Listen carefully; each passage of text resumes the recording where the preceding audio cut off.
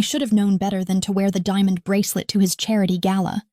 Should have realized that nothing escapes Dante Salvatore's notice, especially not something that glitters and catches the light the way my grandmother's antique bracelet did as I reached for a champagne flute from the passing waiter's tray. The moment his obsidian eyes locked onto the delicate chain of diamonds encircling my wrist, I felt the shift in the air, that electric charge that always preceded his storms, and the entire ballroom seemed to freeze in anticipation of what was coming next, as if every person in their designer gowns and tailored tuxedos instinctively understood that they were about to witness something dangerous unfold. He had been across the room just seconds before, surrounded by politicians and business moguls who hung on his every word, men who controlled millions but still bent their knees to Dante's will. And I had been admiring the way he commanded that space with nothing more than his presence, the way his broad shoulders filled out that custom Armani suit in midnight black, the way his dark hair was styled with just enough disorder to make you want to run your fingers through it and restore some semblance of order. But then his gaze had drifted from the conversation, scanning the crowd with that predatory awareness that never truly shut off. And when those dark eyes found me standing near the marble columns that lined the gallery, something in his expression shifted from polite engagement to laser-focused intensity that made my breath catch in my throat. He crossed the marble floor with the kind of grace that shouldn't belong to a man of his size and power, each step measured and deliberate, and the crowd parted for him without conscious thought, an instinctive response to the apex predator moving through their midst. I watched him approach with my heart hammering against my ribs, trying to read the expression on that devastatingly handsome face, those sharp cheekbones and strong jaw that could have been carved from granite, those full lips that I knew could be soft and demanding in equal measure. And I saw something there that made my stomach drop with a mixture of fear and anticipation that had become far too familiar in the 3 months since this undefined, complicated thing between us had begun. His hand closed around my wrist like a vice, not hard enough to hurt, but firm enough that I couldn't have pulled away even if I'd wanted to. And the heat of his palm against my skin sent electricity racing up my arm, despite the warning bells clanging in my head. "Who bought you that bracelet, Mira?" His voice was velvet wrapped around steel, smooth and cultured on the surface, but with an undercurrent of something sharp and dangerous that most people never heard unless they'd crossed him. And I felt every head in the room turn away in unison, because these people, the elite of the city's social scene, they knew better than to witness what came next when Dante Salvatore's control began to slip. "Dante, you're making a scene," I whispered, hyper-aware of the orchestra still playing Vivaldi in the background, of the crystal chandeliers casting prismatic light across the room, of the priceless artwork adorning the walls of this gallery that his family owned, along with half the city and most of its darkest secrets. My voice came out steadier than I felt, which was a small miracle considering the way my pulse was racing beneath his fingers, considering the way those dark eyes were boring into mine with an intensity that made me feel stripped bare and exposed despite the elegant emerald gown I wore, the one he'd had delivered to my apartment 3 days ago, with a note that simply said, "Wear this tonight." "I don't give a damn about the scene," he said, his accent thickening the way it always did when his emotions ran high, that slight Italian inflection that turned his words into something that felt like a caress and a threat all at once. "I asked you a question, and I expect an answer, because every person in this room knows you belong to me, knows that you don't accept gifts from other men, and yet here you are wearing diamonds that I didn't give you, flaunting them where everyone can see." His thumb stroked over my racing pulse point, a gesture that might have seemed tender, if not for the steel in his voice, if not for the way his jaw clenched with barely restrained fury that I could feel radiating off him in waves. The rational part of my brain, the part that had earned me a master's degree in art history and a position as lead acquisitions specialist at Salvatore Fine Arts, despite my relatively young age of 26, knew that I should be angry at his presumption, at the way he was treating me like property in front of the city's most influential people. But there was another part of me, a part I didn't fully understand or trust, that responded to the raw possessiveness in his voice, to the way his eyes darkened with something that looked like genuine fear beneath the anger, as if the sight of that bracelet on my wrist had shaken something fundamental in his carefully constructed world. "It belonged to my grandmother," I told him, keeping my voice low, and even despite the adrenaline coursing through my veins, despite the way I could feel hundreds of eyes trying not to look at us, while simultaneously straining to hear every word of this exchange. "She left it to me when she passed away 5 years ago, and I wore it tonight because it makes me feel close to her, not because some man bought it for me, not because I'm trying to send you some kind of message or play games with your head." The words came out with more bite than I'd intended, my own temper starting to flare in response to his accusation. Because how dare he assume? How dare he think so little of me after everything we'd been through in these past 3 months?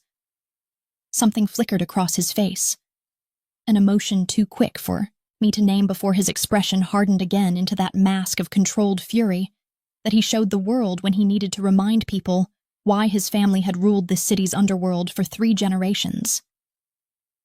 "We're leaving," he said. Not a request, but a command.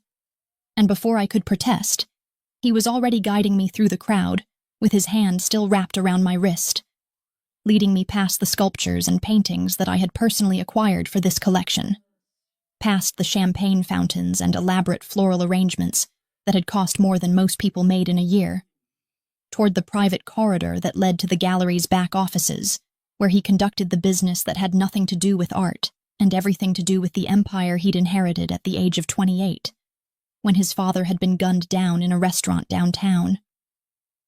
I stumbled slightly in my 4-inch heels, trying to keep pace with his longer strides, and immediately his other hand came to steady me at the small of my back, that automatic protective instinct that coexisted so strangely with his controlling nature, the duality that defined everything about Dante Salvatore. We reached one of the private viewing rooms, the kind reserved for VIP clients who wanted to examine potential acquisitions away from prying eyes, and he pulled me inside before closing and locking the door behind us, with a finality that made my heart race even faster.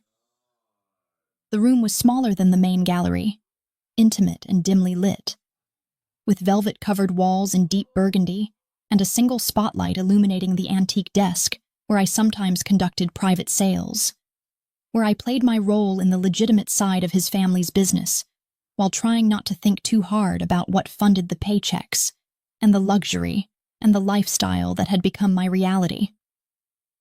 Dante released my wrist only to cage me against the desk with his body, his hands planted on either side of my hips, trapping me without actually touching me, and the heat radiating from him in the confined space made it hard to think clearly, made it hard to remember why I should be angry instead of aroused by this display of raw, unfiltered emotion.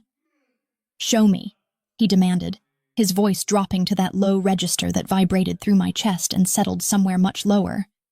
And when I just stared at him in confusion, he reached down and carefully, almost reverently, lifted my wrist to eye level. "Show me every detail of this bracelet. Tell me everything about it. Because I need to know, Mira. I need to understand why you would wear something that I didn't give you. Why you would let another man's gift touch your skin, even if that man has been dead for decades."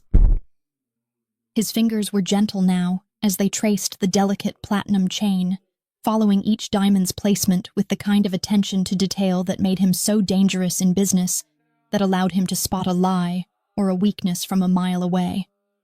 I watched his face as he examined the bracelet, saw the way his brow furrowed in concentration, the way his lips pressed into a thin line, and I realized with a jolt that this wasn't just jealousy or possessiveness or the need to control that seemed hardwired into his DNA.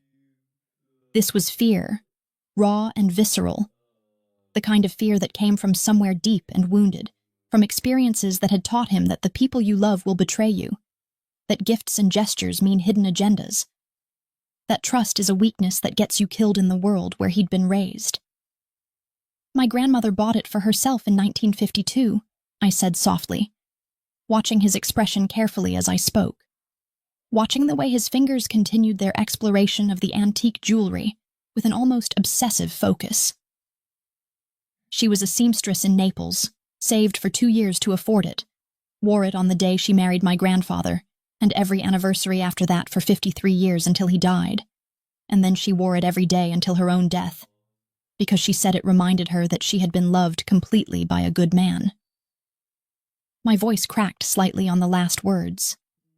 The memory of my grandmother's stories, of her weathered hands showing me this bracelet and telling me about true love and devotion, about the kind of partnership that survived poverty and war, and the simple wearing down of time. Dante's hands stilled on my wrist, and when he looked up at me, I saw something raw and unguarded in those dark eyes. Something that looked like longing, mixed with regret, mixed with a hunger so intense it made my knees weak. "Why didn't you tell me about it before?"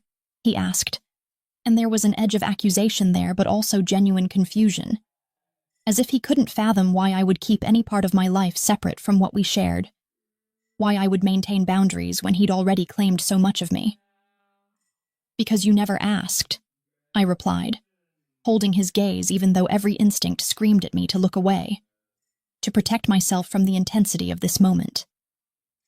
"Because in 3 months of whatever this is between us, you've taken me to your bed, you've shown me off at events, you've made it clear that no other man should dare approach me. But you've never once asked me about my grandmother, about my childhood, about the things that made me who I am before I walked into your world and let you turn everything upside down." The words poured out of me in a rush, all the frustration and confusion and longing that I'd been holding back since this started, since the night he'd cornered me at a gallery opening and looked at me like I was a masterpiece he intended to acquire regardless of the cost. His jaw clenched, and I saw the muscle tick there.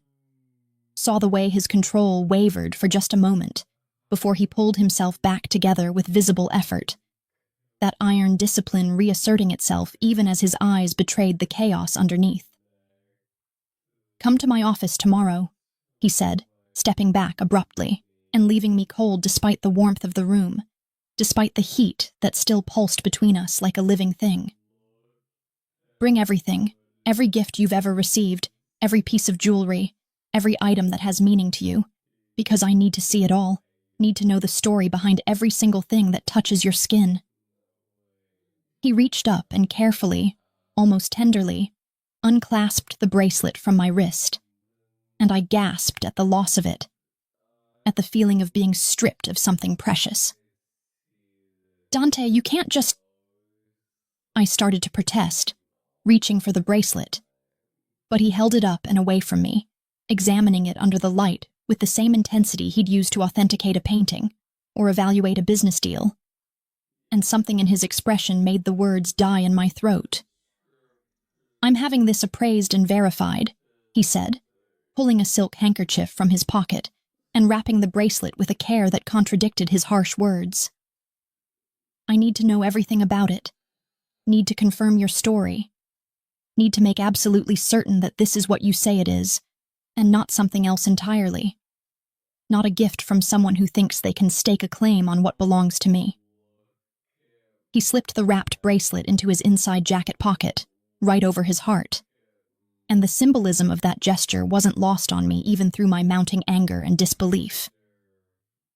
"You're being completely unreasonable," I said, my voice rising despite my attempts to maintain composure, despite the knowledge that arguing with Dante Salvatore when he'd made up his mind was like arguing with a force of nature. "That bracelet is mine. It's one of the few things I have left of her, and you have no right to take it. No right to treat me like I'm some kind of criminal just because I wore a piece of jewelry that you didn't personally approve."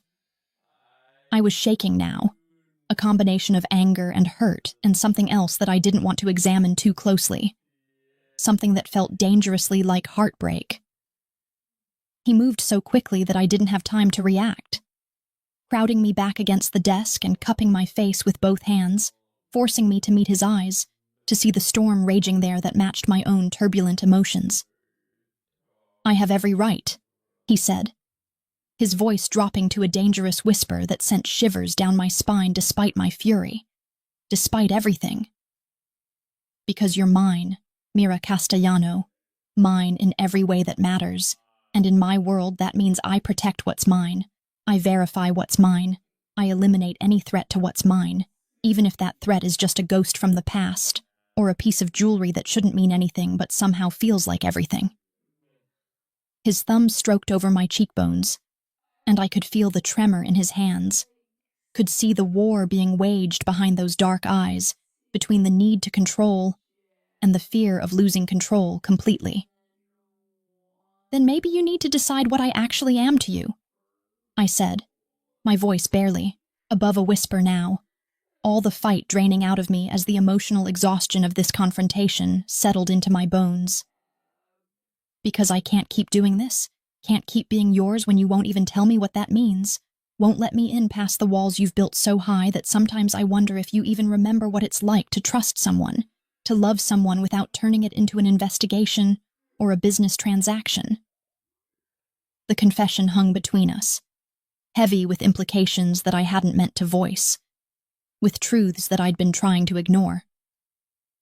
He stared at me for a long moment, his expression unreadable, and then he stepped back and headed for the door without another word, leaving me standing there with my heart in pieces and my mind reeling from everything that had just happened. But just before he unlocked the door, he turned back, and the look on his face was so raw, so vulnerable, that it stole what little breath I had left in my lungs. "Tomorrow, my office, 10 a.m., he said, and it wasn't a request or a command this time, but something closer to a plea, something that suggested he needed this as much as he wanted it. Bring everything, and I'll tell you exactly what you are to me. I'll show you why I can't stop myself from needing to know every detail, why the thought of any other man's gift on your skin makes me want to burn this entire city to the ground just to prove a point." And then he was gone, the door closing behind him with a soft click that sounded like a promise and a threat all wrapped into one. I slumped against the desk, my legs finally giving out, and touched my now bare wrist where my grandmother's bracelet had been just minutes before, where the ghost of Dante's fingers still lingered on my skin like a brand. Tomorrow I would go to his office, would bring him the evidence he demanded, would step further into this dangerous game we were playing, and I had absolutely no idea if I was walking toward salvation or destruction, toward the answers I needed, or toward a possessive obsession that would consume us both. But as I caught sight of my reflection in the antique mirror hanging on the wall, saw the flush on my cheeks, and the wild look in my eyes, and the way my chest heaved with each breath, I knew with absolute certainty that I wouldn't stay away, couldn't stay away, because Dante Salvatore had already claimed parts of me that I hadn't known existed, and now I needed to know if this consuming fire between us would forge us into something stronger, or burn us both to ashes in the attempt. The bracelet incident had triggered something feral in Dante Salvatore, something primitive and possessive that refused to be caged by the veneer of civilization he wore so carefully in public. And as I stood outside his office at precisely 10 a.m. the following morning, with a designer tote bag filled with the remnants of my life before him, I couldn't decide if I was walking into a confession or an execution. The Salvatore building dominated the financial district like a monument to power, all glass and steel rising 30 stories into the gray morning sky. And somewhere up there on the top floor, behind mahogany doors and walls that had witnessed God knows what kind of deals and decisions and violence, Dante was waiting for me with the patience of a predator, who knew his prey would come willingly into the trap. His assistant, a sharp-eyed woman named Elena, who had worked for the family since before Dante was born, and who seemed to know every secret the Salvatores had ever kept, looked up from her desk as I approached and gave me a look that was equal parts sympathy and warning. "He's been here since 6 this morning," she said, her Italian accent thick and musical, and she gestured toward the heavy double doors that led to Dante's private domain. "Hasn't eaten, hasn't taken any calls, just sitting in there waiting for you like a man possessed, and I've worked for this family long enough to know when one of them has gone past the point of reason and into territory that leads to either wedding bells or warfare." She stood and walked to the doors, knocking twice before pushing them open, and I caught the meaningful look she gave me as I passed. something in her expression suggesting that she'd seen this pattern before and knew how it ended.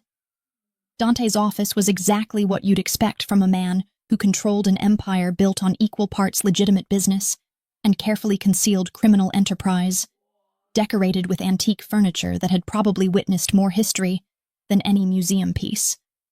Walls lined with first edition books and original artwork that I had authenticated myself. Floor-to-ceiling windows offering a panoramic view of the city he ruled from this tower. He stood with his back to the door, hands in the pockets of perfectly tailored charcoal trousers, white shirt rolled up to his elbows revealing tanned forearms corded with muscle. And even from across the room I could feel the tension radiating off him like heat waves rising from summer pavement. "Close the door and lock it," he said without turning around, his voice that same dangerous calm that I'd come to recognize as the warning before the storm. And I did as he asked, because some part of me understood that what was about to happen required absolute privacy, required the kind of vulnerability that neither of us could afford to show the world. "Put the bag on my desk and then sit down in the chair across from it, because we're going to go through every single item you brought. We're going to discuss every gift you've ever received. And we're not leaving this room until I'm satisfied that I know every person who has ever tried to claim a piece of you. Every man who has ever looked at you and thought he had the right to give you something that would make you think of him." He turned then, and the expression on his devastatingly handsome face made my breath catch because it was raw, hunger mixed with barely leashed fury, mixed with something that looked heartbreakingly like desperation. I set the bag down on his massive desk, the leather making a soft thud against the polished wood, and I could feel his eyes tracking my every movement as I sank into the buttery leather chair that probably cost more than my monthly salary. "This is insane," I said, even as I watched him approach the desk with the focused intensity of a man about to interrogate a suspect, even as my traitorous heart hammered with anticipation rather than fear. "You realize that normal relationships don't involve going through your partner's belongings like you're conducting some kind of criminal investigation? That healthy people don't demand an accounting of every gift like you're auditing my entire life? Don't treat simple acts of kindness from friends and family like they're evidence of betrayal or infidelity or whatever it is you think you're going to find in that bag." He pulled out the first item without responding to my accusation, a silk scarf in deep crimson with gold threading that caught the morning light streaming through the windows. And he laid it out on the desk with the kind of careful precision that suggested he was cataloging evidence rather than examining a simple accessory. "Who gave you this?" he asked, his fingers tracing the delicate pattern woven into the fabric. And I could see the way his jaw clenched as he waited for my answer. Could practically see him running through scenarios in his mind about who this mysterious gift-giver might be and what their relationship to me might mean. "My college roommate, Sophie, bought it for me in Paris when she went there for her honeymoon 6 years ago," I said, watching his face carefully for any sign of what he was thinking, any hint of whether my answer satisfied whatever criteria he was using to judge the acceptability of gifts from my past. "She called me from a street market near the Louvre, completely overwhelmed by how beautiful everything was. And she said she saw this scarf and immediately thought of me because red was my power color, because I'd spent 4 years watching her fall apart over the man she eventually married and holding her hand through every crisis. And she wanted me to have something beautiful from the city of love even though I wasn't there to experience it myself." The memory brought a bittersweet smile to my face, thinking about Sophie and her now husband Mark and the way they'd built a life together in Seattle with their 2 children, thinking about how simple and uncomplicated their love story had been compared to whatever twisted thing was happening between Dante and me. He nodded slowly, filing away this information in whatever mental database he was constructing, and then he carefully folded the scarf and set it aside before reaching into the bag for the next item, a vintage leather-bound copy of Wuthering Heights with gilt-edged pages and my name embossed on the bow inside cover in fading gold script. "And this?" he asked, opening the book and examining the inscription on the first page, his expression darkening as he read words I couldn't see from my position across the desk, words that I already knew by heart, because I'd read them 1,000 times over the years. My high school English teacher, Mr. Peterson, gave it to me when I graduated, I explained, leaning back in the chair and trying to project a calm I didn't feel, trying to ignore the way my pulse raced every time Dante's fingers caressed something that belonged to me, as if he were learning the history of my life through touch and examination. He was 73 years old, had been teaching for 4 decades, and he told me that in all his years of reading student essays, mine was the only analysis of Heathcliff and Catherine's relationship that truly understood the destructive nature of obsessive love, the way it consumes and corrupts everything it touches until there's nothing left but ashes and regret. I paused, letting the irony of that statement hang in the air between us, wondering if Dante would catch the parallel to what we were doing right now, to the way his obsessive need to possess every part of me was consuming us both.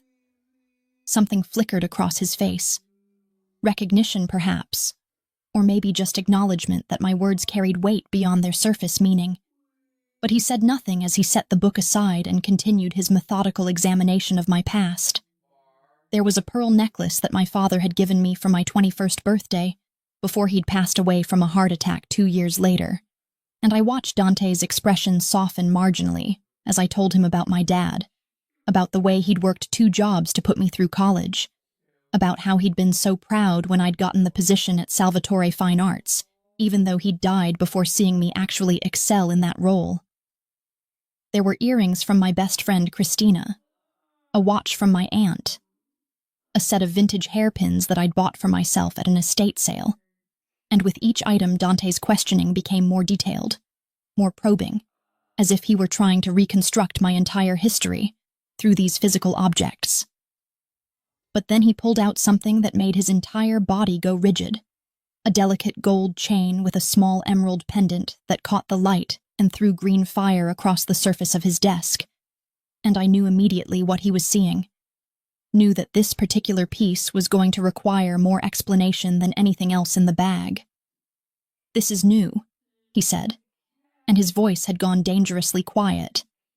That tone he used when someone had crossed a line and was about to face consequences they couldn't begin to imagine. "This is expensive. This is the kind of jewelry a man gives to a woman when he wants to be more than friends, when he thinks he has a chance at something that belongs to someone else. So I'm going to ask you one more time, Mira, and I suggest you think very carefully about your answer before you speak. Who gave you this necklace?" "You did," I said, watching the confusion spread across his face, watching him process my words and try to reconcile them with whatever narrative he'd constructed in his mind. 3 weeks ago, after we had dinner at that restaurant overlooking the harbor, after we spent the night at your penthouse and you fell asleep with your arm around me like you were afraid I'd disappear if you let go, I woke up early and found this on your nightstand with a note that just said "for you." And I've been wearing it under my clothes ever since because I didn't know if it was meant to be a secret or a statement, or if you'd even remember giving it to me in the first place. The confession tumbled out of me in a rush, all the uncertainty and hope and fear that I'd been carrying around for weeks, the weight of not knowing what these gestures meant, what I meant to him beyond the physical attraction and the possessive claiming.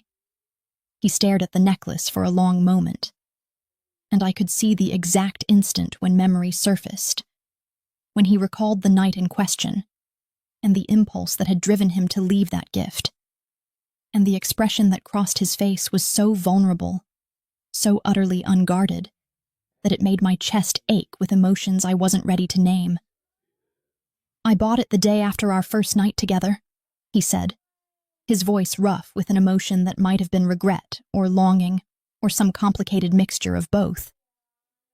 "I saw it in a jewelry store window and thought about how it matched your eyes, about how you'd look wearing nothing but that necklace and my fingerprints on your skin, and I bought it without thinking, without questioning the impulse because for the first time in my adult life I wanted to give someone something beautiful, without calculating what I'd get in return, without treating affection like a business transaction that required equivalent exchange." He picked up the necklace and let it pool in his palm, the gold chain catching the light, and I could see his hand trembling slightly as he stared at it. Then why didn't you put it on me yourself? I asked, needing to understand, needing to know why everything with him had to be so complicated. Why he couldn't just give me a gift like a normal man, instead of leaving it like a secret for me to discover and puzzle over. Why didn't you tell me what it meant? Why didn't you say anything about it when you saw me the next day? Why do you make everything into a mystery, or a test, or some kind of challenge that I'm supposed to navigate without a map or instructions? The frustration bled through in my voice. All the accumulated confusion of 3 months spent trying to decode a man who seemed determined to remain an enigma, even as he demanded complete transparency from me. Dante set the necklace down carefully and moved around the desk with predatory grace, pulling me up from the chair and into his arms before I could protest or prepare myself for the onslaught of sensation that always came when he touched me with intention. Because I'm terrified, he said against my hair, his breath warm on my temple, his arms wrapped around me like iron bands that I had no desire to escape. Because the last woman I loved, the woman I was engaged to marry 5 years ago, wore jewelry from another man for 6 months, before I discovered she was sleeping with Victor Constantine, feeding him information about my family's operations, helping him plan an attack that nearly killed me and did kill 3 of my men, including my best friend Marco, who took a bullet meant for my head. The words came out in a rush, raw and painful, and I felt him shudder against me as he dragged up memories that he'd clearly buried deep and tried to forget. I pulled back just enough to look up at his face, to see the pain etched in every line, to understand finally where this obsessive need to control came from, why the sight of my grandmother's bracelet had triggered such an extreme reaction. Her name was Valentina, he continued, one hand coming up to cup my face with a gentleness that contradicted the violence in his story. She was beautiful and cultured and everything a man in my position was supposed to want, and I gave her everything. Trusted her with secrets that could have destroyed my family. Let her into parts of my life that no one else had ever seen. And she used all of it to betray me. Used my love as a weapon to help my enemies. Wore gifts from him while she lay in my bed and pretended to love me back. His thumb traced my cheekbone, and I could see him struggling with whether to continue, whether to show me more of the wounds that had shaped him into the man who now held me. The bracelet she wore, he said, his voice dropping to barely above a whisper.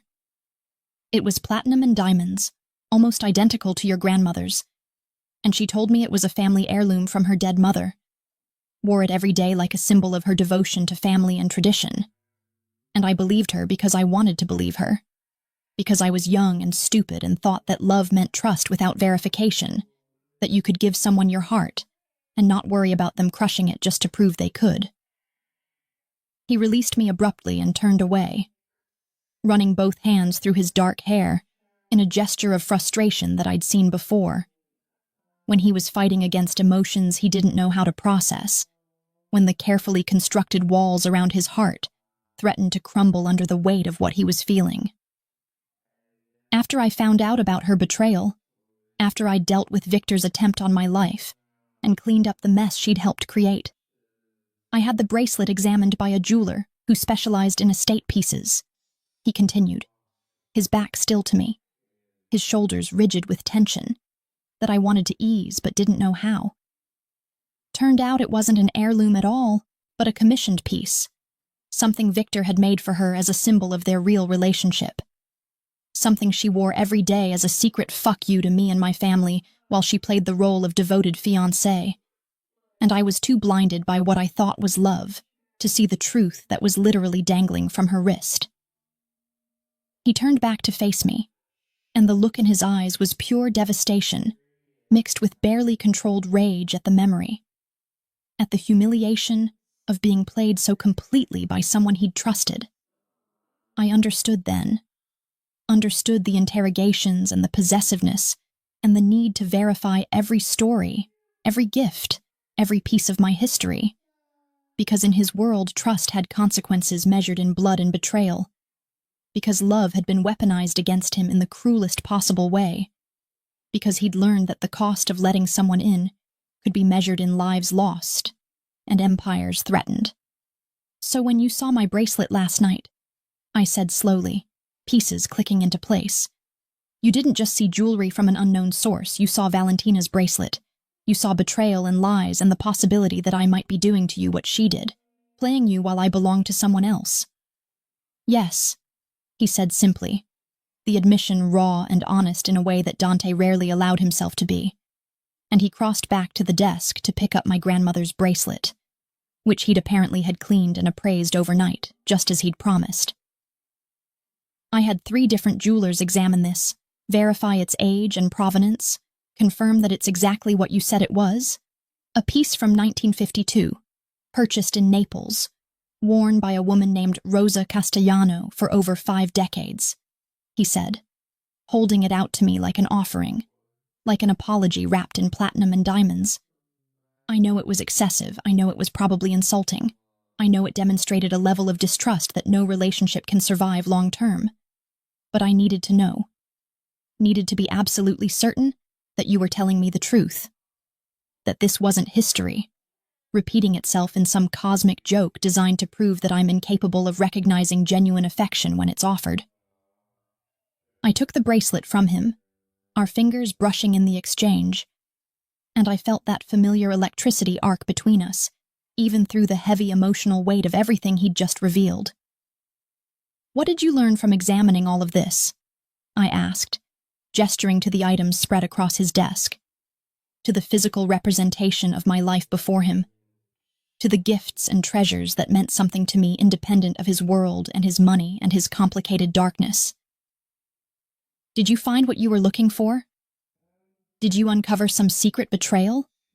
Or did you just confirm that I'm exactly who I've always claimed to be? A woman who had a life before you crashed into it and turned everything sideways?" He moved closer, crowding into my space in that way he had that made me feel simultaneously threatened and cherished, his hands coming up to frame my face with a gentleness that always surprised me given the violence I knew he was capable of when circumstances required it. "I learned that you've been loved by good people who saw your worth and wanted to give you beautiful things without expecting anything in return," he said, his dark eyes searching mine with an intensity that made it hard to breathe. "I learned that every person who has ever given you a gift did so out of genuine affection or familial love or friendship, that there's not a single item in that bag that suggests betrayal or divided loyalty or anything that should threaten what we have together. And I learned that my paranoia and my past are poison that I keep injecting into something that could be good and pure if I'd just let it exist without constantly testing it for toxins." "And what are you going to do with that information?" I asked, my voice barely above a whisper, because this felt like a turning point, like we were standing on the edge of something that would either solidify what we were building or shatter it beyond repair. "Are you going to trust me now? Are you going to stop treating every interaction I have with the world as a potential threat? Or are you going to keep interrogating me about every gift, and every friendship, and every part of my life that exists independent of you, until I can't breathe anymore under the weight of your suspicion?" Instead of answering with words, he pulled me against him and kissed me with a desperation that spoke of apologies, and promises, and fears that ran so deep they'd probably never be fully excavated. And I kissed him back. Because despite everything, despite the controlling behavior, and the invasive questions and the way he'd taken my grandmother's bracelet without permission, I understood him now in a way I hadn't before, understood that his darkness came from wounds that had never properly healed, that his possessiveness was just fear wearing a different mask. When he finally pulled back, we were both breathing hard, and he rested his forehead against mine in a gesture of intimacy that somehow felt more vulnerable than anything else we'd shared. "I'm going to try," he said, and the honesty in those 3 words meant more than any elaborate declaration could have. "I'm going to try to trust you, try to believe that you're different from her, try to stop seeing ghosts in every shadow and threats in every gift. But you need to understand, Mira, that this doesn't come naturally to me. That everything in my world has taught me that trust is a luxury I can't afford. That letting my guard down is an invitation to get stabbed in the back. by the people I love most. He paused, his hand sliding down to grip my waist like he was afraid I might disappear if he didn't hold on tight enough. But I'm also going to ask you for something in return. Something that might seem unreasonable, but that I need if we're going to make this work, if we're going to move past this constant cycle of suspicion and reassurance. What do you need? I asked, already knowing that whatever he was about to request would probably cross some boundary, would probably require me to give up more of my independence or privacy or autonomy, but also knowing that I was going to seriously consider it anyway, because walking away from Dante Salvatore was starting to feel impossible, even when staying meant navigating minefields of his trauma and trust issues. He released me and walked back to his desk, pulling out a small leather notebook from the top drawer, along with an expensive fountain pen, and he held them out to me with an expression that was equal parts hopeful and resigned to rejection. "I want you to write down everything," he said, and when I started to protest, he held up one hand to forestall my objection. "Not for me to read, not for me to examine or interrogate or use as evidence in some investigation into your loyalty, but for you to have, for you to keep as a record of your life before us, of all the people who loved you and the gifts they gave and the memories attached to each one, because I'm realizing that in my need to verify your past, I've been inadvertently asking you to defend it, to justify the fact that you had relationships and friendships and a full life before I came along and tried to own every piece of you." I took the notebook, running my fingers over the supple leather cover, trying to understand what he was really asking for here, what this gesture meant in the context of everything else that had happened. "And what will you do with this information once I've written it down?" I asked, needing to know his endgame, needing to understand if this was genuine progress or just another manifestation of his need to control and catalog every aspect of my existence. "Nothing," he said, and the simplicity of that answer shocked me more than any elaborate explanation could have. "It's for you, for your peace of mind, so that when I inevitably have another moment of paranoia or jealousy or fear that you're going to turn out like she did, you can show me that book and remind me that you've always been honest, that you've never hidden anything from me except to protect your own privacy and dignity, that the life you lived before me was full of genuine love and connection that has nothing to do with betrayal or deception." He paused, and I could see the vulnerability in his expression, the way he was offering me something that resembled trust even if it wasn't quite there yet. "And maybe, if I'm very lucky and you're incredibly patient, eventually I'll be able to look at a gift someone gives you, or a bracelet you wear, or a friendship you maintain without immediately assuming the worst, without letting Valentina's ghost poison everything good that's trying to grow between us." I stood there holding the notebook, processing everything that had happened in the past 24 hours, trying to reconcile the man who had dragged me out of a gala and demanded to interrogate my jewelry with the man who was now offering me a way to document my history, independent of his scrutiny. And I realized that Dante Salvatore was the most complicated, contradictory, infuriating person I'd ever met, and also somehow the only person I wanted despite all the very valid reasons I should run as fast and far as I could in the opposite direction. "This is insane," I said again, but this time there was less accusation in my voice and more resignation, more acceptance of the fact that nothing about us was ever going to be simple or straightforward, or anything resembling what normal people would consider a healthy relationship. "Completely insane," he agreed, and the ghost of a smile played at the corners of his mouth, the first genuine lightness I'd seen from him since this whole situation had started. "But I find myself not particularly interested in sane or reasonable when it comes to you, Mira Castellano, which is either the first sign that I'm finally healing from what Valentina did to me, or the clearest indication that I'm about to make all the same mistakes again with someone who will eventually realize that loving me requires accepting a level of damage that most people aren't willing to deal with." He reached out and tucked a strand of hair behind my ear, his touch gentle despite the darkness in his words, despite the warning implicit in what he'd just said.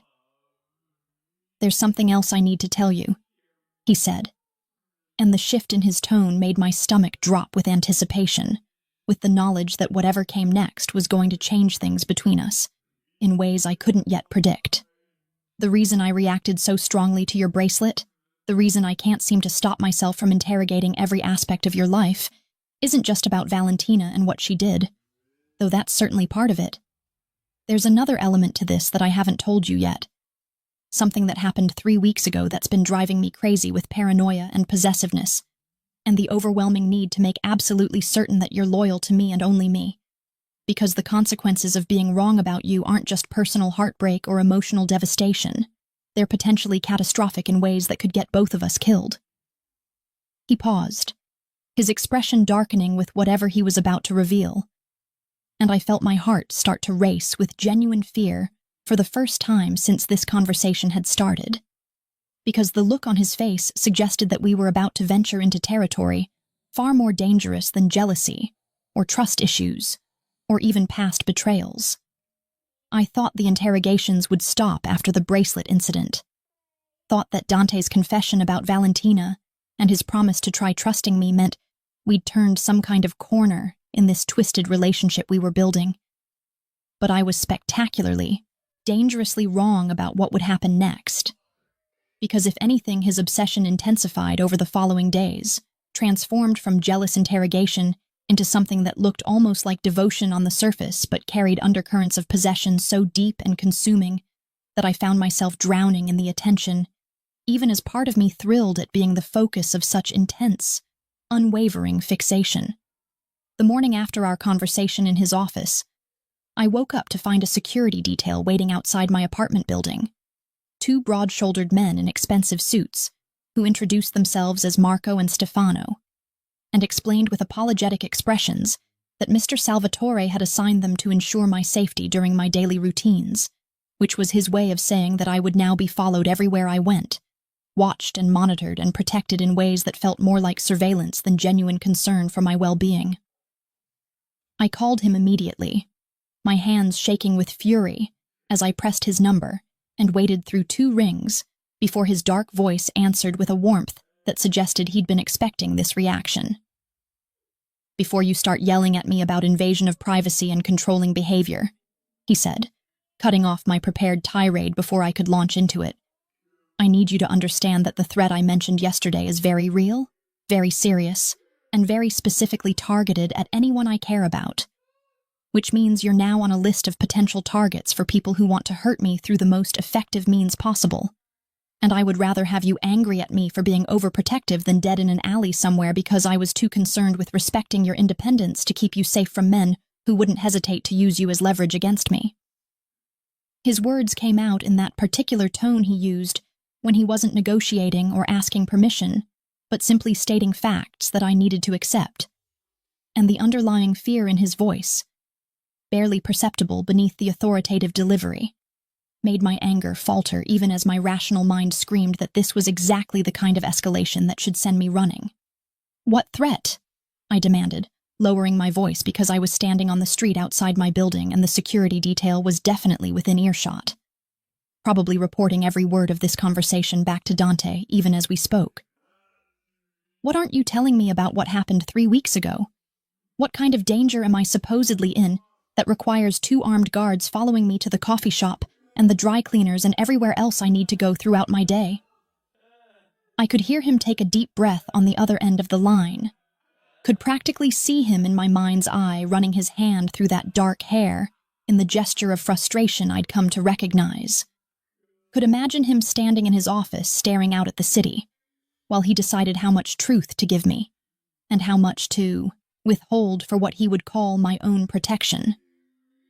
"The Constantine family has made it known through certain channels that they're interested in evening old scores," he said finally, his voice dropping to that dangerous register that made my spine straighten with instinctive wariness, with the recognition that I was hearing Dante in his full Mafia boss capacity, rather than the complicated, damaged man who kissed me like I was oxygen, and he was drowning. Victor survived the fallout from Valentina's betrayal, went to ground in Eastern Europe for a few years, rebuilt his organization with backing from some very dangerous people in Moscow, and now he's back in the city making moves to reclaim territory that my family has controlled for decades. And his particular brand of warfare has always involved going after the families of his enemies, making examples of the people we care about to prove that no one is untouchable, that love is just another weakness to exploit. The casual way he delivered this horrifying information, as if he were discussing stock portfolios or art acquisitions rather than potential kidnapping and murder, reminded me viscerally that Dante existed in a world where violence was currency, and human life was just another bargaining chip in games of power and revenge. I felt my knees go weak with the implications of what he was saying, with the sudden realization that wearing Dante's emerald necklace and sleeping in his bed and falling for his particular brand of damaged intensity had painted a target on my back that I'd never consciously agreed to carry. So the security detail isn't about you being possessive and controlling, I said slowly, processing the information and trying to reconcile my anger at being followed with the very real possibility that Dante's paranoia might be entirely justified this time. It's about you trying to keep me alive because getting involved with you has made me a liability, has put me in the crosshairs of people who would hurt me just to prove they can hurt you. And you didn't think to mention this rather significant detail before you started claiming me as yours in front of everyone who matters in your world. Would it have changed anything if I had told you? He asked, and there was genuine curiosity in his voice beneath the tension, as if he really wanted to know whether I would have walked away if I'd understood the true cost of being with him, if I'd known that this thing between us came with the potential for violence and danger that extended far beyond emotional complexity and trust issues. Would you have chosen differently if I'd laid out all the risks on our first night together, explained that falling for me meant accepting a security detail, and looking over your shoulder, and understanding that there are people in this city who would celebrate your death simply because it would make me suffer? Or would you have kissed me anyway and dealt with the consequences as they came, the way you're dealing with them right now? The question hung between us, weighted with implications about what we were to each other, about whether this was just physical attraction and convenient companionship or something deeper that justified the risks we were taking. And I found myself unable to answer honestly because I genuinely didn't know what I would have chosen if I'd had complete information from the beginning. I need to think about this, I said finally, my voice barely above a whisper, and I could hear him exhale sharply on the other end of the line, could sense his disappointment even through the phone, could feel the distance opening between us even as I acknowledged the necessity of processing what he'd just told me. I need to understand what it means to be with you, what I'm really signing up for beyond the jealousy and the interrogations and the incredible sex. Because this is my life we're talking about. These are my choices that will determine whether I end up as collateral damage in a war that started before I even knew you existed. Take all the time you need, he said. But there was resignation in his voice, an expectation of rejection that made my heart ache despite my very valid concerns about self-preservation and rational decision-making. The security stays regardless of what you decide about us, because whether or not you continue this relationship, Victor already knows you matter to me, already sees you as a potential target, and I won't risk your safety just because you're angry about the loss of privacy or independence. Won't let you become another casualty of my family's endless cycle of violence and revenge, even if that means you hate me for being overprotective. He paused, and I could hear voices in the background. Someone asking him a question in rapid Italian that I couldn't quite make out. Could sense him shifting back into business mode even as this personal crisis remained unresolved between us. I have to go handle something, but Marco and Stefano will stay with you. We'll keep you safe even if you're furious about their presence, and when you're ready to talk about this properly, about what it means for us and what you need from me to feel secure in this relationship, I'll be here waiting to have that conversation regardless of how long it takes you to get there. The call ended before I could respond, leaving me standing on the sidewalk with my phone in my hand and 2 security guards flanking me at a respectful distance. And I realized with a mixture of fear and something that felt dangerously like anticipation that my life had fundamentally changed in ways I was only beginning to understand. That I'd crossed some invisible threshold that couldn't be uncrossed regardless of whether I chose to continue down this path with Dante, or tried to extricate myself from the dangerous world he inhabited. The next few days passed in a blur of carefully monitored routine. with Marco and Stefano becoming fixtures in my daily existence, silent shadows who drove me to work and waited outside my apartment and checked every restaurant before I entered for potential threats that I couldn't see, but that they'd been trained to anticipate. And I found myself oddly comforted by their presence even as I resented the necessity of it, even as I struggled with the knowledge that this was my reality now, whether I wanted it or not. Dante kept his distance during this time, giving me the space I'd asked for, but making his presence felt in other ways. In the fresh flowers that appeared in my office every morning, with notes that simply said things like, "Thinking of you," or "Miss the sound of your voice." In the way my favorite coffee order appeared on my desk precisely when I needed the caffeine boost most. In the small gestures that demonstrated attention and care even from across the city. But then, something happened that shattered the tentative equilibrium we'd established. Something that forced the situation to its crisis point, and made me realize that neutrality wasn't an option anymore. That I had to either commit fully to this dangerous relationship or end it completely before someone got hurt in ways that couldn't be repaired. I was at the auction house examining a newly acquired collection of Renaissance drawings when my colleague Thomas approached with an enormous bouquet of white roses, his expression friendly and completely oblivious to the catastrophic chain of events he was about to trigger. "These just arrived for you," he said, setting the elaborate arrangement on my desk with a smile that suggested he thought this was romantic rather than potentially life-threatening. And I felt my stomach drop as I reached for the card with trembling fingers, already knowing somehow that these flowers weren't from Dante, that they represented exactly the kind of attention from another man that would set off every alarm bell in his paranoid, possessive mind. The card was simple, unsigned, with just a few words printed in elegant script that made my blood run cold. "Beautiful things for a beautiful woman. Happy birthday. A friend who admires you from afar." It wasn't my birthday. Wouldn't be for another 6 months.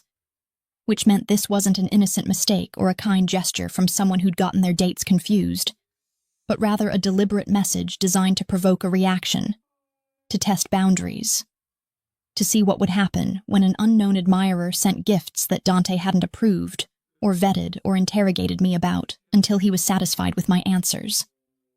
I called him immediately, my hands shaking as I held the card, and he answered on the first ring as if he'd been waiting for this exact call, as if he'd somehow known that something was about to happen that would force this situation to its conclusion.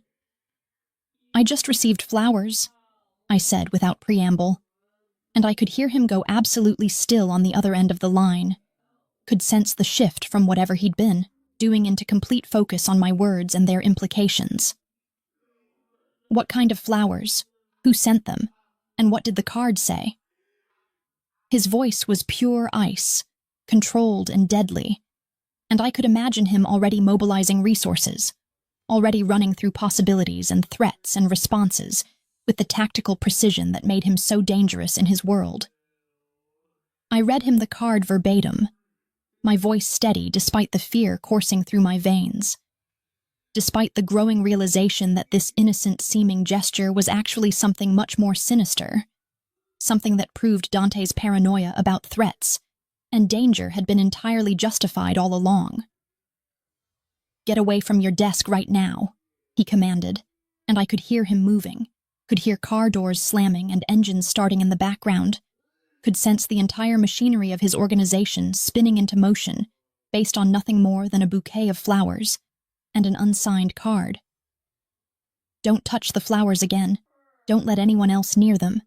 And tell Marco to clear that entire section of the office immediately, because those roses aren't a romantic gesture from some shy admirer, but a message from Victor letting me know that he can reach you anywhere, that even surrounded by my security you're still vulnerable to his attention.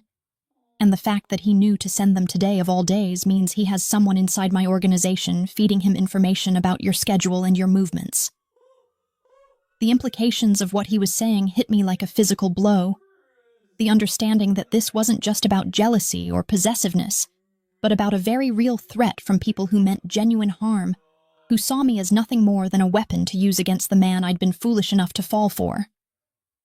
Within minutes, The auction house was swarming with Dante's security personnel, men in dark suits who cleared the floor with efficient brutality and examined the flower arrangement with the kind of careful attention usually reserved for bomb disposal.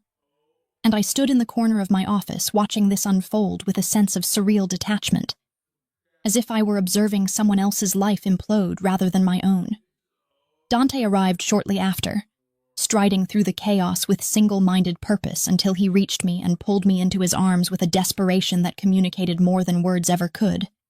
His face buried in my hair as he held me like I might disappear if he loosened his grip even slightly. "I'm so sorry," he whispered against my temple, his voice rough with an emotion that might have been fear or relief, or some combination that I couldn't parse in my current state of shock. "I'm sorry that knowing me has put you in this position. Sorry that loving me comes with dangers that you never asked for. Sorry that I can't just be a normal man who takes you to dinner and buys you flowers without every gesture carrying the weight of family wars and old vendettas and threats that most people only see in movies." "Were the flowers actually dangerous?" I asked, needing to know if his reaction had been purely precautionary, or if I'd been standing next to something that could have actually harmed me, needing to understand the true scope of what we were dealing with here. He pulled back just enough to look at me, and the expression on his face was pure fury, mixed with a protectiveness so fierce it made my breath catch, made me realize that whatever complicated thing existed between us had evolved far beyond casual involvement or convenient arrangement into territory that carried weight and consequence, and the potential for destruction on both sides. "The flowers themselves were clean," he said, his hands framing my face with that careful gentleness that always surprised me given his capacity for violence. But the message was clear enough. Victor knows where you work, knows your schedule, knows that you matter enough to me that threatening you is worth his time and resources.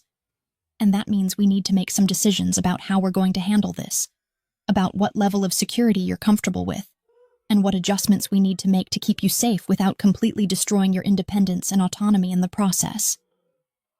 He paused, his dark eyes searching mine with an intensity that made it impossible to look away.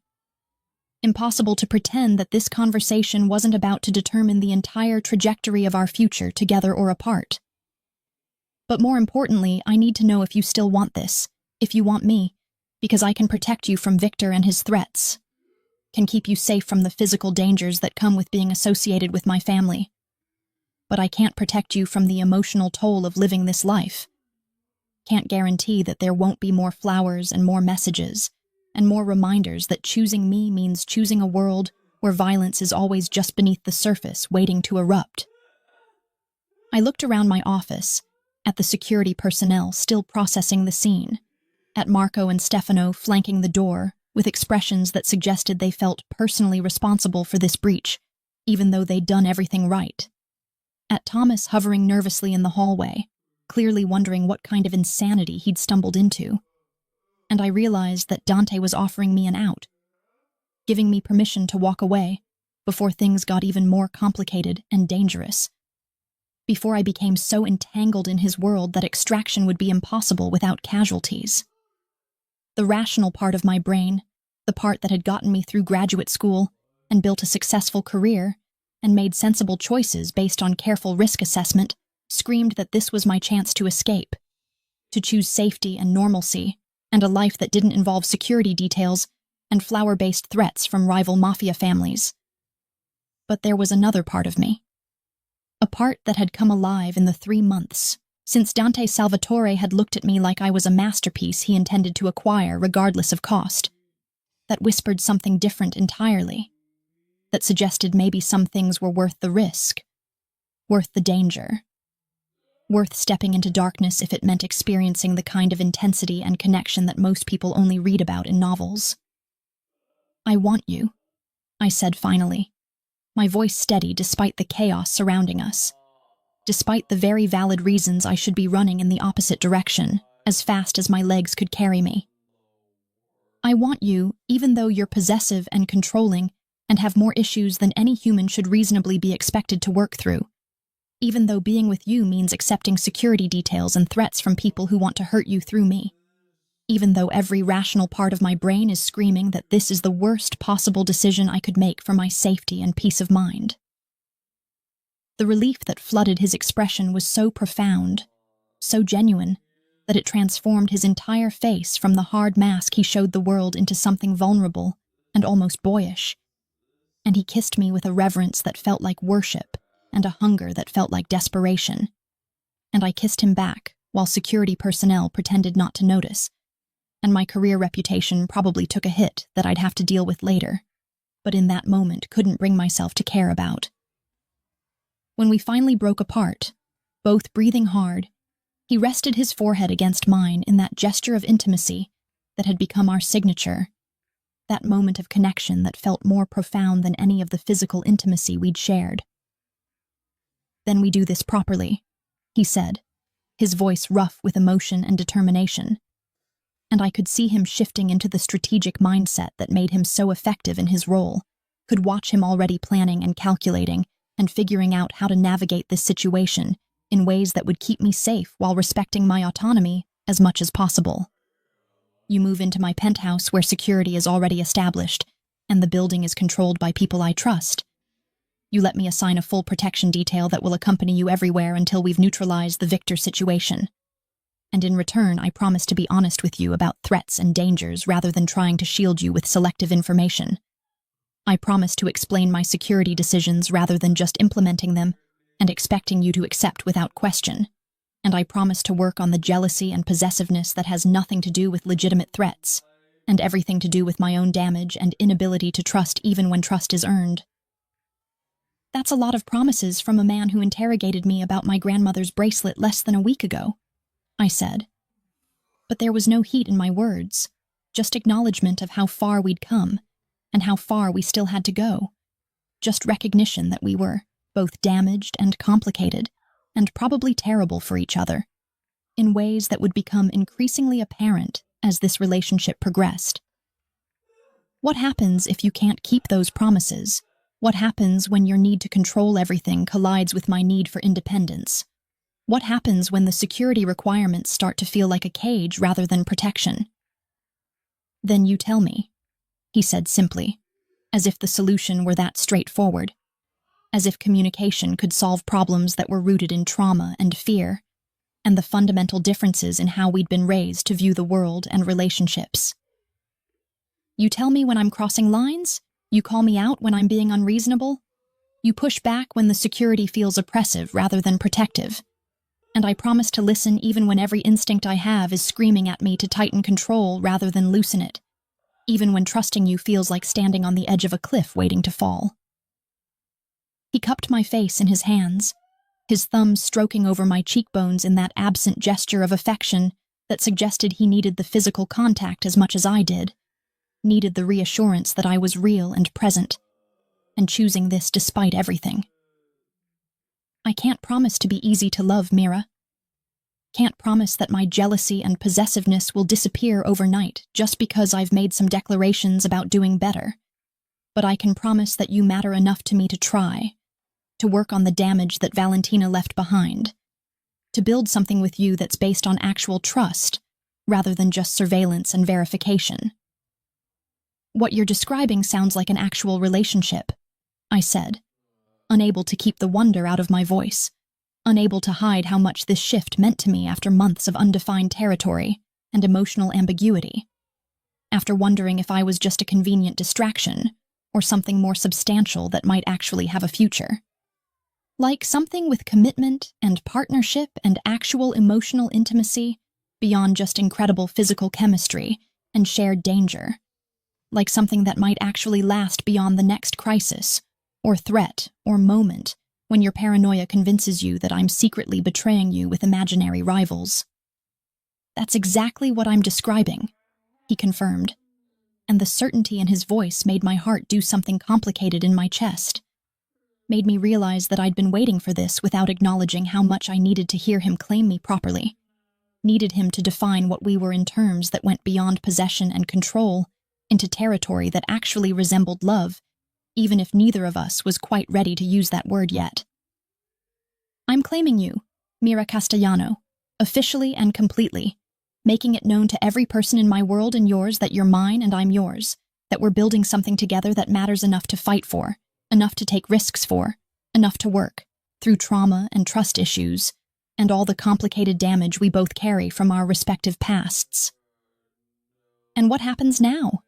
I asked, acutely aware that we were still standing in my office surrounded by security personnel and evidence of Victor's message, that this wasn't exactly the romantic setting for the conversation we were having, that real life was going to intrude on this moment very soon, with logistics and security protocols, and all the practical considerations that came with choosing to stay with someone whose enemies sent threatening flower arrangements. What's the immediate plan for dealing with Victor and keeping me safe and figuring out who inside your organization is feeding him information about my movements? His expression darkened with barely controlled fury at the mention of the mole, and I saw the Mafia boss surface again, the man who ruled an empire through carefully calculated violence and unwavering loyalty expectations. I handle Victor the way my family has always handled threats to what we value, he said, and there was something absolutely terrifying in his tone, something that reminded me viscerally that Dante Salvatore was capable of brutality that I'd only seen hints of, that the protection he offered came with a cost measured in other people's suffering. I make it clear that touching you means declaring war on the entire Salvatore organization, that any further attempts to use you as leverage will be met with the kind of response that serves as a permanent deterrent to anyone else who might consider similar strategies. And I find the person who betrayed my trust by feeding information to my enemies, and I make an example that ensures no one else will make the same mistake. The cold certainty in his voice should have frightened me, should have made me reconsider this entire decision to stay with him. But instead I found myself feeling oddly safe, protected by the very violence that should repel me, drawn to the darkness in him that promised to destroy anyone who tried to hurt me, even as I recognized the moral complexity of being complicit in that kind of retaliation. I don't want to know the details, I said finally, establishing a boundary that I needed to maintain if I was going to stay sane in this relationship, if I was going to reconcile the man who held me with tenderness, with the man who could order violence without apparent remorse. I don't want to know what you do to Victor or the mole or anyone else who threatens us. Don't want to carry that knowledge or that responsibility, because I need to be able to look at you and see the person I'm falling for, rather than the crimes committed in my name. That's fair, he said, accepting my boundary with an ease that surprised me, that suggested maybe he'd been waiting for me to draw these lines, to establish what I could and couldn't handle about his world. You'll be protected from the details, insulated from the violence except what's absolutely necessary for your own safety, and I'll carry that weight so you don't have to. We'll be the monster when circumstances require it, so that you can maintain your humanity and your conscience and whatever part of yourself needs to believe that you're still fundamentally good despite choosing to love someone like me. Is that what this is? I asked, the question tumbling out before I could stop it, before I could consider whether I was ready to hear his answer, or whether some things were better left unspoken until they became undeniable through time and action, rather than premature declaration. Love, I mean, is that what we're doing here? Or are we just calling it partnership and protection and intense physical chemistry because the alternative is too terrifying to name out loud? He looked at me for a long moment, his dark eyes searching mine with that intensity that made me feel simultaneously exposed and cherished. And then he smiled, really smiled, in a way that I'd never seen before, something genuine and unguarded that transformed his entire face into something almost beautiful in its vulnerability. I've been in love with you since the night you argued with me about the attribution of a Caravaggio forgery and refused to back down even when I told you that you were wrong. Since the moment I realized that you had enough steel in your spine to stand up to me and enough intelligence to do it effectively. Since I understood that you were the first person in years who saw me as something other than a weapon or a wallet or a means to an end, he said, and the confession hit me like a physical impact, stealing my breath and making my heart race with emotions too big and complicated to process in this moment. So yes, Mira, this is love. Messy and complicated, and probably toxic in ways that a therapist would have a field day analyzing. But it's the only kind of love I'm capable of giving. And if you can accept it with all its sharp edges and dark corners and possessive intensity, then I'll spend the rest of my life proving that choosing me wasn't the worst decision you ever made, even though by every rational measure it probably is. I opened my mouth to respond, to tell him that I loved him too, despite every reason I shouldn't, despite the security details, and the threats, and the interrogations and the complicated darkness that came with his territory. But before I could form the words, Marco appeared in the doorway, with an expression that suggested whatever news he was bringing would shatter this fragile moment of connection we'd managed to create in the midst of chaos. "Sir," he said, his voice urgent and apologetic, "we've identified the source of the leak, and you're going to want to handle this personally, because it's not just some low-level operative selling information. It's someone from your inner circle, someone you trusted with access to your personal life and security protocols.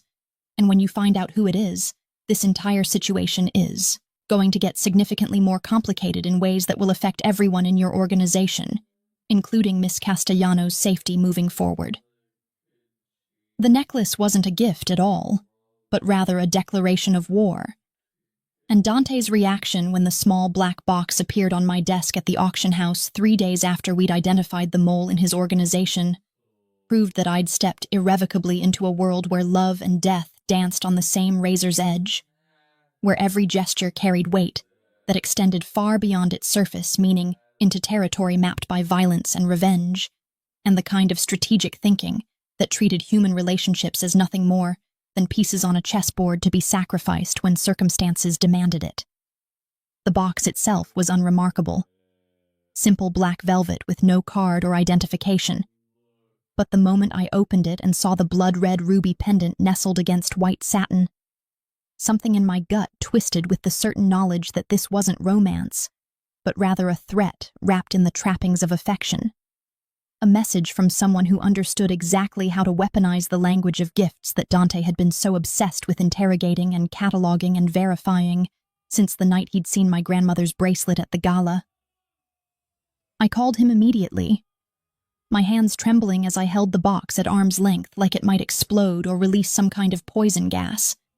And he answered before the first ring had finished, his voice already tight with tension, as if he'd been waiting for this exact call. As if he'd somehow known that Victor Constantine wasn't finished playing games with us despite the brutal response Dante had delivered after the flower incident. "Don't touch it. Don't move from where you are. And tell Marco to lock down the entire floor, because that necklace is from Victor. And it means he's escalating his strategy from subtle intimidation to open provocation. Means he's done testing our defenses and is ready to make his actual move against you, against us, against everything I've built to keep you safe in a world that sees you as nothing more than my most obvious vulnerability," Dante said in a rush. And I could hear him already mobilizing, could hear the controlled chaos in the background as his organization responded to a threat that I was only beginning to understand in its full scope and terrible implications. Within 20 minutes, the auction house was once again swarming with security personnel. But this time the atmosphere was different, charged with barely suppressed violence and the kind of grim determination that suggested we'd crossed some invisible line from defensive posture into active warfare.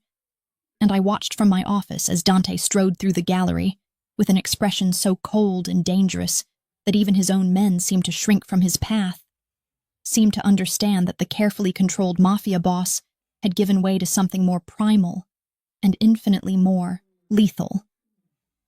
He took the box from my desk without looking at it, handed it to one of his men with instructions I couldn't hear, and then pulled me into his arms with a desperation that communicated more than words ever could. His face buried in my hair as he breathed me in like he was reassuring himself that I was still alive, still whole, still untouched by the violence that was clearly coming for us both, whether we wanted it or not. "The mole was Elena," he said against my temple, his voice rough with a betrayal that cut deeper than any physical wound could have. And I felt my entire world tilt sideways with the revelation, because Elena had been with his family for decades, had been the one person I thought was beyond suspicion, had seemed genuinely concerned for my well-being when she'd warned me about Dante's state of mind that morning in his office. She's been feeding Victor information for 6 months, ever since he approached her with proof that her grandson was dealing drugs in Constantine territory, and offered to make his legal problems disappear in exchange for intelligence about my operations, about my schedule, about the people in my life who might serve as leverage if he needed to apply pressure at exactly the right moment to cause maximum damage. And the pain in his voice as he recounted this betrayal made my heart ache for him, made me understand in visceral detail how deeply Valentina's original betrayal had wounded him, how every subsequent act of disloyalty carved the scars deeper and reinforced his belief that trust was a luxury he couldn't afford in his world. "What did you do to her?" I asked, needing to know even though I'd established boundaries about not wanting details of his violence, needing to understand what kind of man I'd committed myself to loving, what he was capable of when someone he'd trusted turned against him in ways that threatened not just his empire but the people he cared about most. He pulled back just enough to look at me, and the expression on his face was complicated, layered with regret and resignation, and a hardness that suggested he'd made peace with the darker aspects of his nature, long before I'd come into his life to complicate his carefully constructed emotional defenses. "I gave her a choice that was more mercy than she deserved," he said, his hands framing my face with that gentle possessiveness that had become familiar, that made me feel simultaneously cherished and owned in ways I was still learning to navigate. She could face my justice, which would have been swift and final, and would have served as the kind of example that prevents future betrayals, or she could disappear, take her grandson and whatever money she'd managed to save and leave the city permanently, never to return or contact anyone from her old life again. And in exchange, I would let Victor believe that I'd dealt with her in the traditional way, would maintain the fiction that betraying me carries the ultimate price even when I choose mercy over vengeance. He paused, searching my eyes for judgment or condemnation, or perhaps just understanding of the impossible position he occupied, the constant balancing act between the violence expected of him and the humanity he tried to preserve despite everything his world demanded. "She took the second option," he continued, his thumb stroking over my cheekbone in that absent gesture of affection that grounded us both. "Left last night with her grandson, and enough money to start over somewhere far from the reach of both families. And I let her go because you make me want to be better than what this life has made me. Make me want to find alternatives to the brutal simplicity of violence even when violence would be easier and more effective, and more in line with what's expected of someone in my position." The confession hung between us, weighted with implications about how much I'd already changed him, about whether love could genuinely reform someone shaped by generations of organized crime, or whether we were both just fooling ourselves into believing that redemption was possible for a man with so much blood on his hands. "The necklace is his response to Elena's disappearance," I said, understanding clicking into place with sickening clarity, understanding that Victor had sent the ruby pendant not as a random threat, but as a specific message about consequences and escalation, about what happened when Dante chose mercy over the brutal justice that their world expected.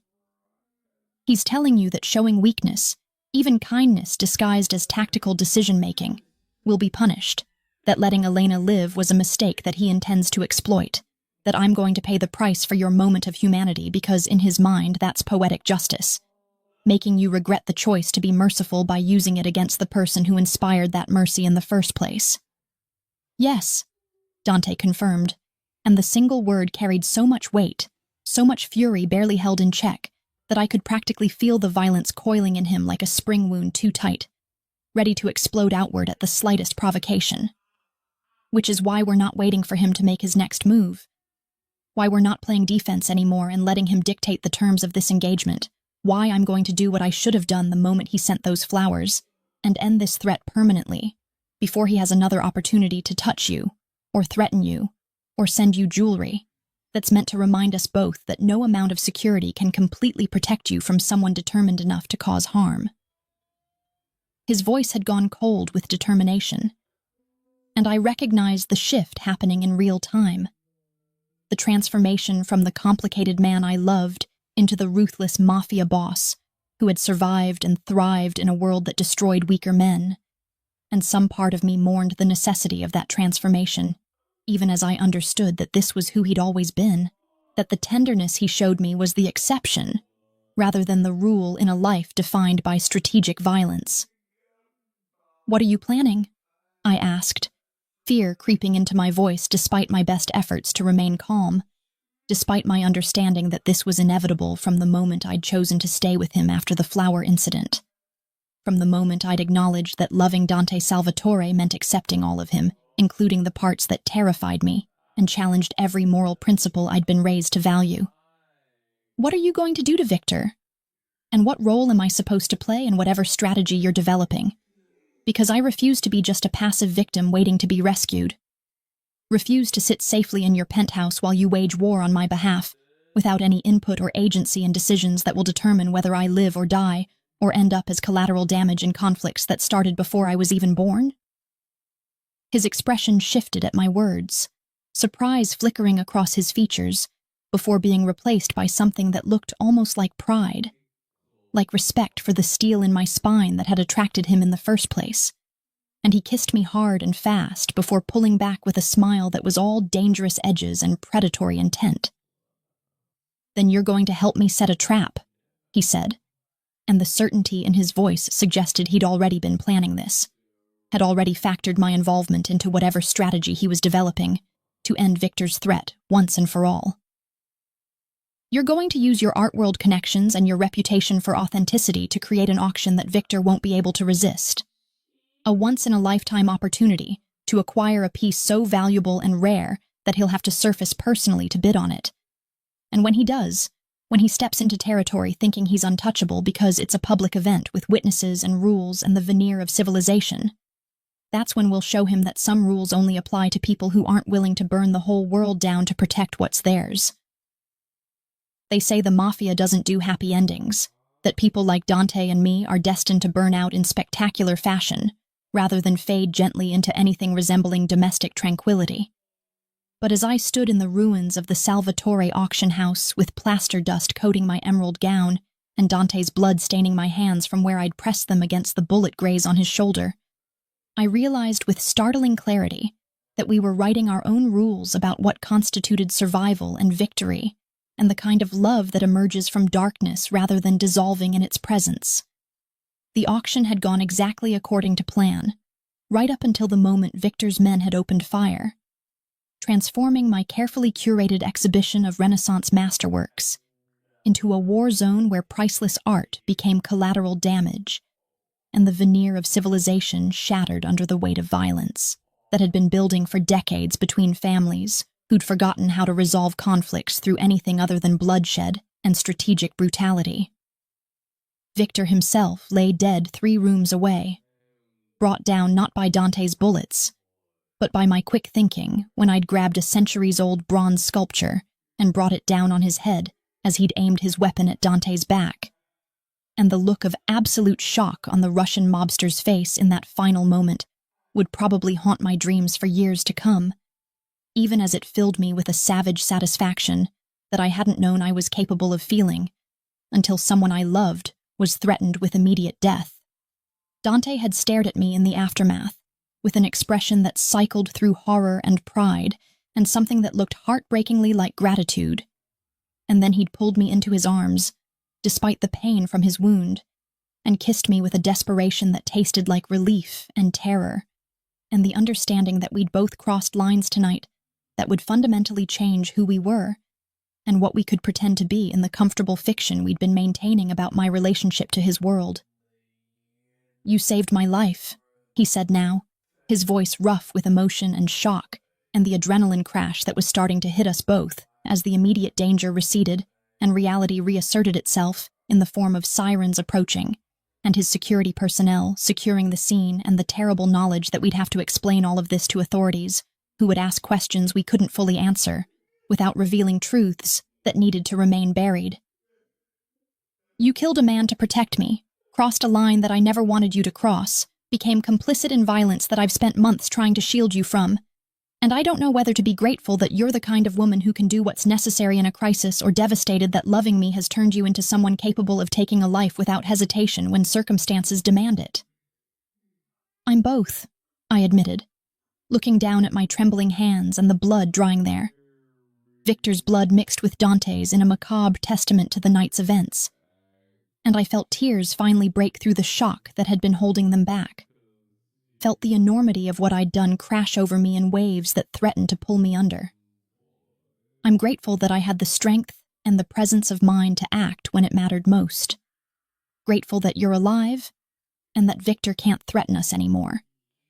But I'm also terrified of how easy it was. How little I hesitated when I saw him aiming at you. How my first and only thought was that I couldn't lose you, even if saving you meant damning myself in ways I don't fully understand yet, and probably won't for a very long time. The confession poured out of me in a rush. All the complicated emotions that came with discovering you're capable of violence when someone you love is in danger. With understanding that there's a darkness in everyone that just needs the right circumstances to surface and transform you into someone you don't entirely recognize. Dante cupped my face with his uninjured hand, forcing me to meet his eyes. And what I saw there was understanding and acceptance and a love so fierce it made my breath catch, despite everything that had just happened. Despite the bodies and the destruction and the sirens getting closer with every passing second. Then we carry it together? He said simply, as if the solution were that straightforward.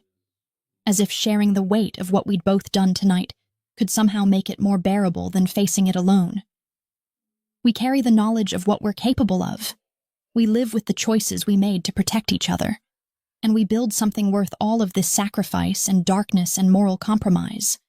Because if we don't, if we let the violence define us rather than using it as foundation for something better, then Victor wins even in death, and everything we've been through becomes meaningless suffering rather than the price we paid for a chance at genuine happiness. 6 months later, I stood in front of a mirror in Dante's private chapel, adjusting the simple white dress I'd chosen for our wedding. So different from the elaborate gown I'd once imagined wearing if I ever got married. So perfectly appropriate for a ceremony that would be witnessed by only a handful of people who understood what we'd survived to get here.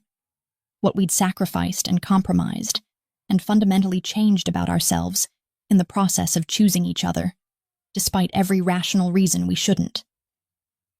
The investigation into the auction house shooting had concluded exactly as Dante had predicted it would, with Victor's death ruled as self-defense, and the violence attributed to a rivalry between criminal organizations that had finally boiled over into public confrontation, and my role in Victor's death had been quietly buried under layers of witness testimony from Dante's people who'd sworn I'd been nowhere near the actual confrontation when it happened. Dante appeared in the doorway of the small room where I was preparing, devastatingly handsome in a perfectly tailored black suit that somehow made him look both civilized and dangerous in equal measure. And he crossed to me with that predatory grace that still made my heart race, even after all these months of living together and learning each other's patterns and building something that resembled an actual partnership despite all the complications inherent in loving someone from his world. "Who bought you that bracelet?" he asked, with a slight smile playing at his lips, gesturing to my wrist where my grandmother's platinum and diamond bracelet caught the afternoon light streaming through the stained glass windows, and I recognized the callback to the night this had all started, to the question that had triggered everything that followed, including the interrogations, and the revelations and the violence that had ultimately brought us to this moment. "A man who interrogates me about jewelry, but would burn the world down to keep me safe," I replied, using the response I'd been planning for months, ever since Dante had proposed with a simple silver band engraved with La Mia Anima, and a promise that he would spend the rest of his life proving that choosing him hadn't been the catastrophic mistake every rational part of my brain had screamed it would be. A man who is so damaged and possessive and fundamentally broken in ways that would terrify most people, but who loves me with an intensity that makes all of that worthwhile. who has shown me that darkness isn't something to run from, but rather something to walk through hand in hand with someone brave enough to face it alongside you. "Damn right I would," he said, closing the distance between us, and pulling me into his arms with a tenderness that still surprised me sometimes, that reminded me that beneath all the violence and control and strategic brutality was a man capable of profound gentleness when circumstances allowed it, when he felt safe enough to lower his defenses and show me the parts of himself that he'd hidden from the world for so long.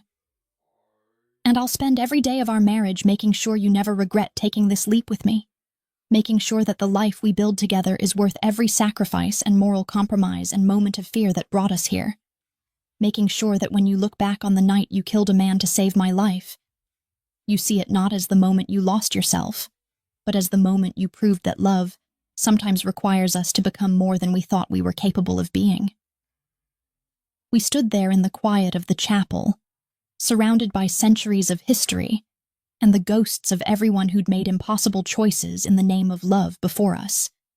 And I realized that this was our happy ending, even if it looked nothing like what I'd once imagined happiness would feel like, even if it came wrapped in complexity and moral ambiguity, and the certain knowledge that our future would involve navigating darkness that most people only encountered in nightmares.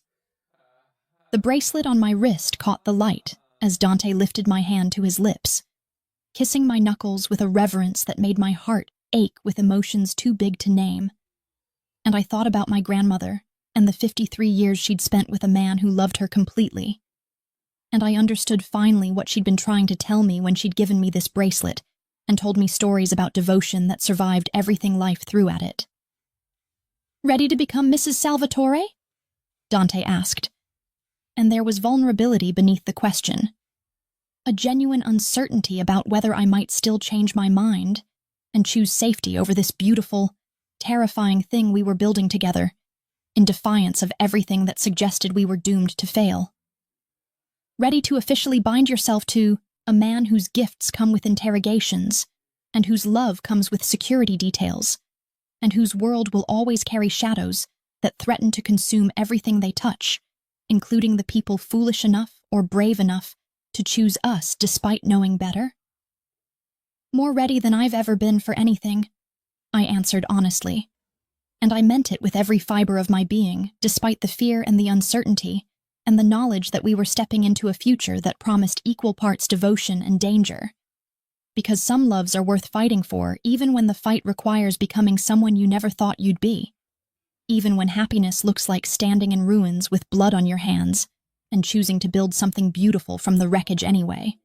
Even when the only gift that truly matters is the terrifying, exhilarating, absolutely irreplaceable gift of being seen and chosen and loved completely by someone who understands that darkness is just another country you can learn to navigate together if you're willing to hold on tight enough and trust that the light you create between you is strong enough to guide you home.